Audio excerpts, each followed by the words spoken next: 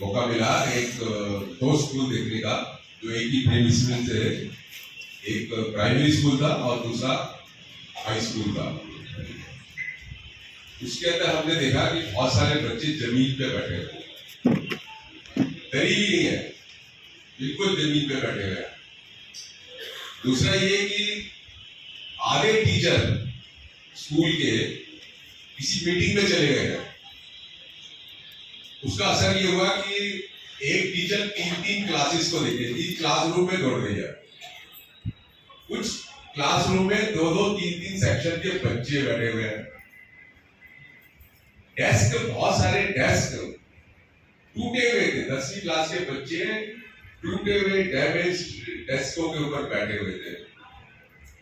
Toilets totally non disabled friendly, unfriendly, मतलब disabled बच्चों के उसमें कोई व्हील चेयर नहीं जा सकती।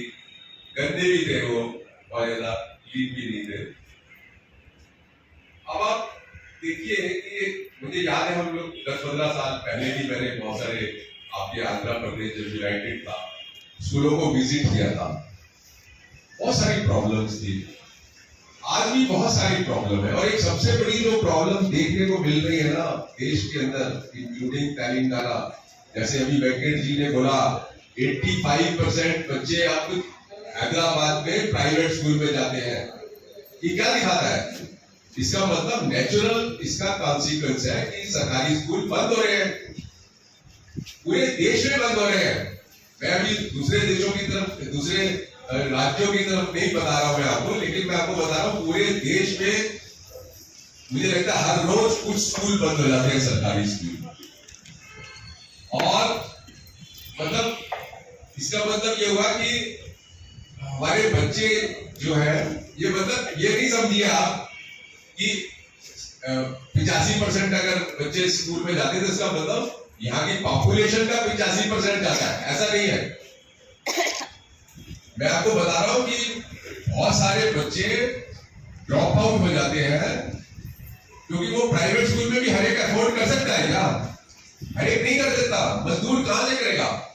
मजदूर जिसकी 6,000 रुपया फैमिली का इनकम होता है टोटल, और कोई ना कोई घर में बीमार भी रहता है, वो व्यक्ति प्राइवेट स्कूल को कैसे अफोर्ड करेगा?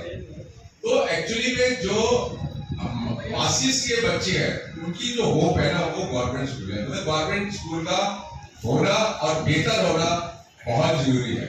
आज देश के अंदर जो लोग हैं, अगर शिक्षा और हेल्थ सबको क्वालिटी और अच्छी मिल जाए ना, तो आप लोगों की और हमारे लोगों की 50% जो इनकम है ना वो बच जाएगी और हम उसको और किसी काम के लिए यूज कर सकते हैं।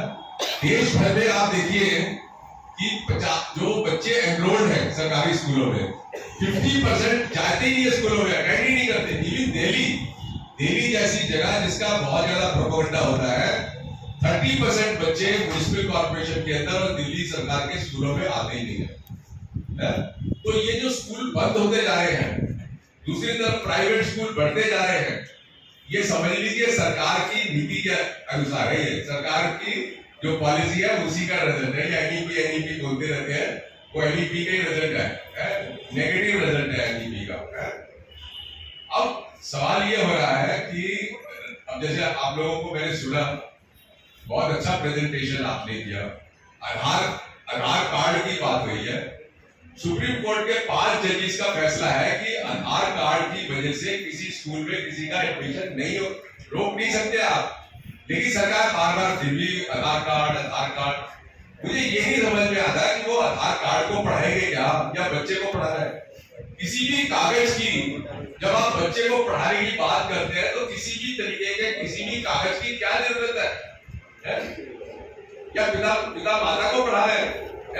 अरे भाई, बच्चे को पढ़ाना है, बच्चा आपके पास स्कूल में आया, आप उसको बैठाओ, चाय पिलाओ, खाना खिलाओ और क्लास में बैठाओ। उससे क्यों पूछते हो कि तेरे ये कागज क्यों है, तेरे इसमें बर्थ सर्टिफिकेट पे नाम पे और तेरे आधार कार्ड में जो है ये डिफरेंस आ गया? ये सारे मतलब बहाने हैं बच्चों को स्कूल के सिस्टम से बाहर रखना। ये बहुत ही मतलब खतरनाक है। ये सारे इसके लिए बहुत लड़ाई करनी पड़ेगी आपको, और ये भी एक लड़ाई का तरीका है जो आज हम लोग यहाँ पे पब्लिक हियरिंग कर रहे हैं। एक चीज, राइट टू एजुकेशन एक्ट के साथ आपको डिसेबिलिटी एक्ट भी देखना चाहिए, क्योंकि राइट टू एजुकेशन एक्ट आया 2009 में, अभी जो नया डिसेबिलिटी एक्ट आया वो 2016 में आया। मैं उसका एक प्रोविजन बताता हूँ आपको। एक तो वो इंक्लूसिव एजुकेशन की बात करता है कि सारे बच्चे जो है, सभी तरीके के बच्चे जो है वो एक ही स्कूल में होने चाहिए। दूसरा, उसमें एक सेक्शन 31 है, आप लोग नोट करो और उसको देखना, बहुत मजेदार है वो। उसके अंदर ये लिखा हुआ है कि जो बेंचमार्क डिसेबिलिटी का बच्चा है उसको वो नेबरहुड के अंदर अपनी चॉइस से किसी भी स्कूल के अंदर दाखिला ले सकता है, किसी भी मतलब प्राइवेट स्कूल में भी ले सकता है, और उसको 18 साल तक की उम्र के उसको फ्री एजुकेशन देना पड़ेगा। मुझे नहीं लगता यहाँ पे देश में उस सेक्शन के बारे में किसी की जानकारी, मेरी अपनी जानकारी भी है, मैं वकील हूँ लेकिन मेरी अपनी जानकारी भी उस सेक्शन के बारे में सिर्फ 2 महीने पहले हुई है। ये केस के सिलसिले में मैं पढ़ रहा था, तब मैंने देखा क्या ये तो कमाल है। तो एक डिसेबल्ड बच्चा जो है वो नेबरहुड के स्कूल में 18 साल तक मुफ्त पढ़ सकता है, उसकी चॉइस है, उसमें पढ़ लिखा है, अपनी चॉइस के हिसाब से जाएगा। तो वंडरफुल। तो इसलिए डिसेबिलिटी एक्ट को भी और जो भी एक्ट है जब बच्चे को सपोर्ट करते हैं, हमको पढ़ने की जरूरत है। दूसरा ये जो मुझे लगता है, क्योंकि आप लोगों ने जैसे चीफ मिनिस्टर को पिटीशन करी, इसको करी, कलेक्टर को करी, और कुछ रिजल्ट्स आए, कुछ रिजल्ट्स नहीं आए, जनरली नहीं आए, तो क्या होता है, हताश हो जाता है, आगे होता है यार, क्या तो कुछ होता ही नहीं सिस्टम। मुझे लगता है एक जो फार्मूला मैं बहुत सालों से लोगों को बता रहा हूँ, जब से खासकर राइट टू एजुकेशन एक्ट आया है, कि भाई तुम्हें हाई कोर्ट और सुप्रीम कोर्ट जाने की जरूरत नहीं, सिर्फ जो नजदीक में दिवाली अदालत है ना उस पे चले जाओ।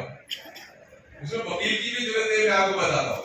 एक लीगल नोटिस देना पड़ेगा 2 महीने का आपको,